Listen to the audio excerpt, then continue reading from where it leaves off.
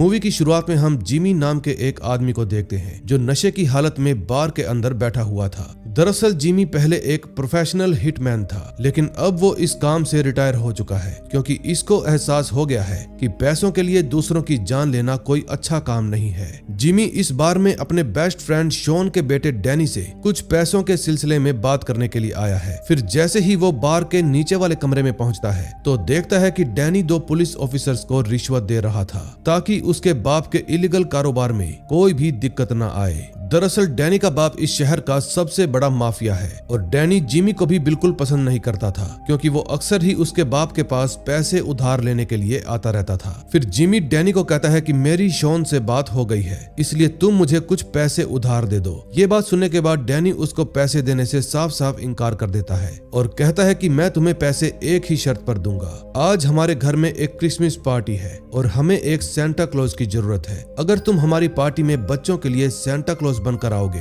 तो मैं तुम्हें डेफिनेटली पैसे दूंगा। अब क्योंकि जिमी को पैसों की बहुत ज्यादा जरूरत थी इसलिए वो उसकी शर्त मान लेता है। अगले सीन में हम डैनी और शॉन को एक मीटिंग में बैठा हुआ देखते हैं। डैनी यहाँ पर अपने बाप के साथ कुछ फॉरेन क्लाइंट्स को मिलवाने के लिए लाया था जो इलीगल सामान की स्मगलिंग करते हैं। ये क्लाइंट्स जो भी सामान इस शहर में बेचना चाहते थे, शॉन के हिसाब से वो बिल्कुल भी सही नहीं था, इसलिए वो उनको अपने शहर में स्मगलिंग की इजाजत नहीं देता। अब शॉन की बात सुनकर क्लाइंट बहुत ज्यादा गुस्सा हो जाते हैं और वहाँ से जाने लगते हैं। तभी पीछे से डैनी भी आ जाता है और उनको समझाता है कि मैं अपने बाप को मना लूंगा। मैं जानता हूँ कि वो किस तरीके से सोचते हैं, लेकिन तभी एक क्लाइंट डैनी को कहता है कि अब मुझे कोई भी डील नहीं करनी, मुझे मेरे वो पैसे आज रात तक वापस चाहिए जो मैंने तुम्हें इस मीटिंग को फिक्स करने के लिए एडवांस में दिए थे। अब जिमी उसकी ये बात सुनकर बहुत ज्यादा डर जाता है क्योंकि उसने वो पैसे खर्च कर दिए थे। फिर उन लोगों के जाने के बाद डैनी जल्दी से अपने बाप के पास जाता है और गुस्से में कहता है कि आप हमेशा ही मुझे कहते रहते हो ना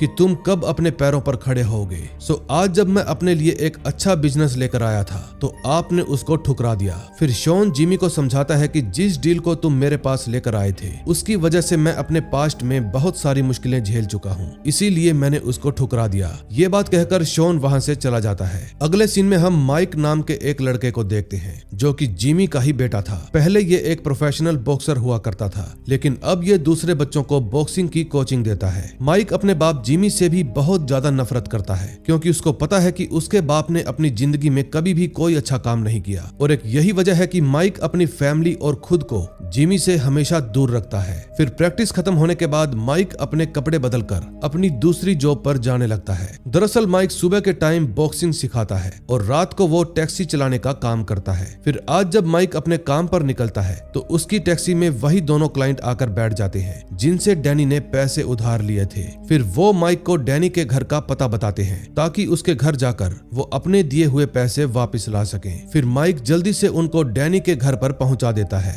अंदर जाने से पहले वो माइक को कहते हैं कि तुम यहीं पर हमारा इंतजार करना, हम थोड़ी ही देर में वापस आ जाएंगे। फिर घर के अंदर पहुंचते ही वो देखते हैं कि डैनी तो यहाँ पर अपने दोस्तों के साथ पार्टी कर रहा है। फिर वो लोग बिना वक्त गवाए डैनी से अपना पैसा मांगने लगते हैं। डैनी भी खुशी खुशी उनको पैसे का एक बैग दे देता है, लेकिन उस बैग के अंदर सिर्फ और सिर्फ नकली डॉलर्स थे। उनको देखकर पहले तो उनको लगता है कि डैनी कोई मजाक कर रहा है, लेकिन बाद में मामला सीरियस हो जाता है और घर के अंदर गोलियां चलने लगती है जिसकी वजह से उनमें से एक आदमी मारा जाता है। तभी हम माइक को देखते हैं जो अपनी कार में उन लोगों का इंतजार कर रहा था, लेकिन तभी उसकी नजर अपने ही एक स्टूडेंट कर्टिस पर पड़ती है। फिर माइक उसको आवाज देकर अपने पास बुलाता है और पूछता है कि तुम इतनी रात को यहाँ पर क्या कर रहे हो। फिर कर्टिस जवाब देता है कि मैं यहाँ पर अपने एक फ्रेंड से मिलने के लिए आया था। तभी बात करते करते उनकी नजर माइक की कार पर पड़ती है जो दिखने में बहुत ज्यादा सुंदर थी। फिर वो उस कार में बैठने की जिद करने लगता है। अब क्योंकि कर्टिस माइक का स्टूडेंट था इसलिए वो उसको अंदर बैठने के लिए हाँ कह देता है। दूसरी तरफ डैनी घर के बाहर दूसरे आदमी को भी गोली मार देता है। गोली की आवाज सुनकर माइक अपनी कार को स्टार्ट करता है ताकि वो किसी झमेले में ना फंस जाए, लेकिन इतनी देर में डैनी वहाँ पर भी आ जाता है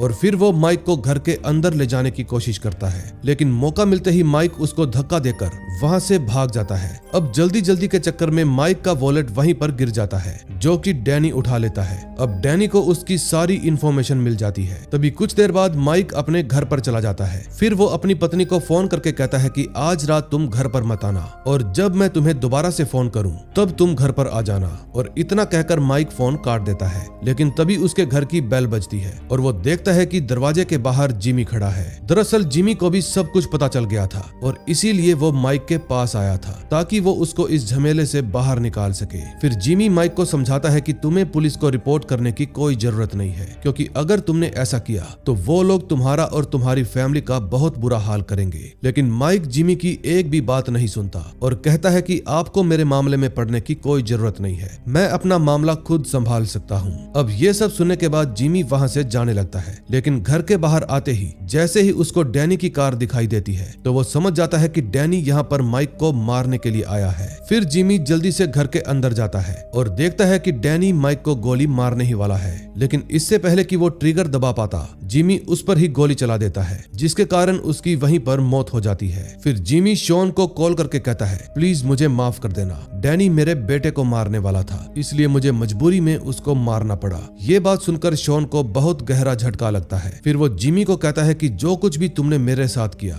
उसकी भरपाई तो तुम्हें करनी ही पड़ेगी। यानी कि वो इनडायरेक्टली जिमी को धमकी दे रहा था कि अब वो भी उसके बेटे को मार डालेगा। फिर फोन काटने के बाद जिमी माइक को कहता है कि तुम्हें मेरे साथ चलना होगा, लेकिन माइक मना कर देता है। उल्टा वो तो पुलिस को भी कॉल कर देता है ताकि वो उनको सारी सच्चाई बता सके। फिर जिमी उसको कहता है कि अगर तुमने पुलिस को सब कुछ बता दिया तो बात और ज्यादा बिगड़ जाएगी, लेकिन माइक अपनी जिद पर ही अड़ा रहता है। फिर वो गुस्से में जिमी को कहता है कि आप यहाँ से चले जाइए, आपकी वजह से मैं हमेशा ही किसी न किसी मुश्किल में पड़ जाता हूँ, अब मुझे जो भी करना होगा मैं खुद देख लूंगा। फिर जिमी के घर से बाहर निकलने के बाद माइक पुलिस को कॉल करके सारी सच्चाई बता देता है। तभी थोड़ी ही देर में पुलिस वाले उसके घर पर पहुंच जाते हैं, लेकिन वो इन्वेस्टिगेशन करने की बजाय माइक को ही अरेस्ट कर लेते हैं। दरअसल ये पुलिस ऑफिसर शॉन के साथ मिले हुए थे और जब ये दोनों अपने साथ माइक को ले जा रहे थे तो जिमी दूर से अपनी कार में बैठकर ये सब कुछ देख रहा था। फिर वो समझ जाता है कि शॉन ने अपने बदले की शुरुआत कर दी है। अब जिमी भी पुलिस की कार का पीछा करने लगता है। थोड़ी ही देर में उसको एहसास हो जाता है कि अगर उसने अभी कुछ नहीं किया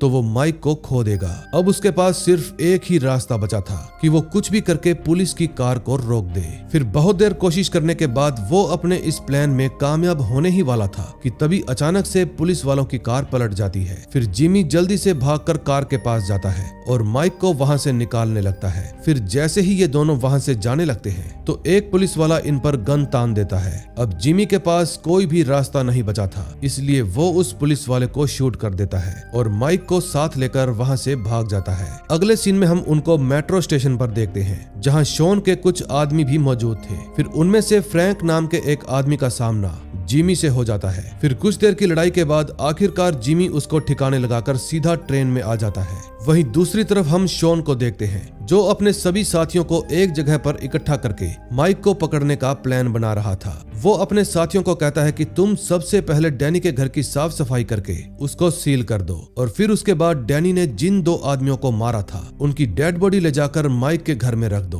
ताकि पुलिस वाले उसको ही कसूरवार समझें और पकड़ ले। अब थोड़ी ही देर बाद पुलिस वाले जिमी और माइक को पकड़ने के लिए अरेस्ट वारंट जारी कर देते हैं। पुलिस अब उनको हर जगह पर ढूंढने लगती है, लेकिन वो दोनों किसी तरह उनसे बचकर एक कार पार्किंग एरिया में पहुंच जाते हैं। फिर जिमी माइक को एक कार के अंदर बिठाकर उसको अपनी फैमिली के पास जाने के लिए कहता है और जब माइक वहां से चला जाता है तो जिमी एक पुलिस ऑफिसर के पास फोन करता है जिसका नाम हार्डी था। जिमी उसको बताता है कि मेरे बेटे ने कुछ भी नहीं किया, वो एकदम बेकसूर है। लेकिन हार्डी जवाब देता है कि हमारे पास माइक के खिलाफ बहुत सारे सबूत हैं, इसलिए मैं तुम्हारी इस काम में कोई भी हेल्प नहीं कर सकता। फिर जिमी कहता है कि वो सब झूठ है, अगर तुम मेरे बेटे को बेकसूर साबित कर दोगे तो मैं तुम्हें उन सभी लोगों के नाम बता दूंगा जिनको मैंने अभी तक अपने माफिया करियर में मारा है और फिर तुम मुझको अरेस्ट भी कर सकते हो। ये सब कहकर जिमी फोन काट देता है। फिर वो शॉन को मिलने के लिए एक रेस्टोरेंट में बुलाता है और उसको समझाता है कि तुम माइक का पीछा करना छोड़ दो, तुम्हें जो भी करना है मेरे साथ करो क्योंकि मैंने ही डैनी को मारा था। लेकिन शॉन को तो जिमी की कोई भी बात से फर्क नहीं पड़ता था। वो कहता है कि मैं माइक के साथ साथ उसकी फैमिली को भी मार डालूंगा, तब जाकर मेरा बदला पूरा होगा। लेकिन ये बात सुनने के बाद जिमी को बहुत ज्यादा गुस्सा आ जाता है। फिर वो शॉन पर चिल्लाकर कहता है कि अगर तुमने मेरी बात नहीं मानी तो मैं तुम्हारे सारे गलत कामों के बारे में पुलिस को बता दूंगा और फिर तुम्हें अपनी पूरी जिंदगी जेल में ही काटनी पड़ेगी। लेकिन शॉन कहता है कि तुम्हें जो भी करना है कर सकते हो, मैं तुम्हें बिल्कुल भी नहीं रोकूंगा। वैसे भी अब पुलिस तुम्हारी बातों का भरोसा नहीं करेगी। अब जिमी के पास ज्यादा वक्त नहीं था, इसलिए वो वहाँ से चला जाता है। दूसरी तरफ माइक भी अपनी फैमिली के पास पहुँच जाता है और अब ये लोग शहर से दूर जाने के लिए अपना सारा सामान पैक करने लगते हैं। लेकिन कुछ ही देर में वहाँ पर जिमी भी आ जाता है। फिर माइक अपने परिवार के साथ जाने के बजाय जिमी के साथ जाने का फैसला करता है और ये सब देखकर जिमी उससे पूछता है कि आखिर तुम करना क्या चाहते हो। फिर माइक उनको जवाब देता है कि हमें मेरे एक स्टूडेंट के घर पर जाना होगा, क्योंकि जब डैनी ने उस आदमी को गोली मारी थी तो मेरे स्टूडेंट कर्टिस ने वो सब कुछ अपने फोन में रिकॉर्ड कर लिया था। फिर जैसे ही वो लोग कर्टिस के अपार्टमेंट में पहुंचते हैं तो वहां पर एक औरत पुलिस को कॉल कर देती है, क्योंकि उसने जिमी और माइक की फोटो टीवी पर देख ली थी। तभी थोड़ी ही देर में वहां पर पुलिस की टीम पहुंच जाती है और अपार्टमेंट में मौजूद सभी लोगों को वहां से बाहर निकालने लगती है ताकि अंदर सिर्फ जिमी और माइक ही रह जाएं और फिर वो लोग उनको शूट आउट कर दे। वहीं दूसरी तरफ हम शॉन को देखते हैं जो अपने बेटे डैनी की डेड बॉडी को देखकर बहुत ज्यादा पागल हो जाता है। फिर वो जल्दी से एक एंड्रयू नाम के कॉन्ट्रैक्ट किलर को कॉल करता है और कहता है कि तुम्हें माइक के साथ साथ उसकी फैमिली और जिमी को भी मारना होगा। तभी कुछ ही देर में एंड्रयू भी उस अपार्टमेंट में पहुंच जाता है जहां पर जिमी और माइक मौजूद थे। वो बिल्डिंग के अंदर जाकर वहां की लाइट्स को कट कर देता है और ये देखकर जिमी समझ जाता है कि अब यहाँ पर रुकना खतरे से खाली नहीं है। फिर वो माइक को लेकर भागने की कोशिश करता है, लेकिन तभी पुलिस वाले उस पर गोलियां चलाने लगते हैं। फिर जैसे ही वो दोनों दूसरे रास्ते से निकलने की कोशिश करते हैं तो वहां पर एंड्रयू आ जाता है और फिर वो भी उन दोनों पर गोलियां चलाने लगता है। अब बहुत सारी मुश्किलों का सामना करने के बाद जिमी और माइक अपार्टमेंट से बाहर निकल जाते हैं। इस समय जिमी घायल हो चुका था, इसलिए वो अपने भाई एडी के घर पर पहुंच जाता है। फिर वहां पर जाकर माइक जिमी की चोट पर दवाई लगाने लगता है। तभी एडी अपने भाई को कहता है कि तुमने अपनी जिंदगी तो बर्बाद कर ही ली, अब तुम अपने बेटे की जिंदगी क्यों बर्बाद करना चाहते हो। लेकिन इस बात को लेकर इन दोनों भाइयों के बीच में बहस शुरू हो जाती है। अब इस झगड़े में माइक को एक और सच्चाई का पता चलता है कि काफी वक्त पहले शॉन के कहने पर जिमी ने उसके एक कजन को गोली मारी थी, क्योंकि वो शॉन के धंधे में रुकावट डाल रहा था। ये बात सुनने के बाद माइक गुस्से में वहां से कार लेकर अपनी फैमिली के पास चला जाता है। फिर उसके जाने के बाद जिमी शॉन को कॉल करके कहता है कि मैं तुमसे आखिरी बार बोल रहा हूँ, तुम माइक का पीछा करना छोड़ दो और अगर तुमने मेरी बात नहीं सुनी तो मुझे मजबूरन तुम्हें भी मारना होगा। लेकिन इस बात पर शॉन जवाब देता है कि तुम्हें जो भी करना है कर सकते हो, मैं तुम्हारे हर एक वार का जवाब देने के लिए बिल्कुल तैयार बैठा हूँ। फिर थोड़ी देर बाद जिमी शॉन के अड्डे पर पहुंच जाता है और एक एक करके बड़े ही स्टाइल में उसके सारे लोगों को मार डालता है। अब हालातों को देखते हुए शॉन वहां से भागने की कोशिश करता है, लेकिन जिमी इस वक्त बहुत ज्यादा गुस्से में था। वो बिना कुछ सोचे समझे अपने सबसे अच्छे दोस्त शॉन को भी मार डालता है। अगले सीन में हम कर्टिस को देखते हैं जो कि हार्डी के पास जाकर उसको वो वाला वीडियो दिखा देता है जिसमें डैनी ने उन दोनों आदमियों को मारा था। अब हार्डी को इस बात पर भरोसा हो जाता है कि माइक एकदम बेकसूर है।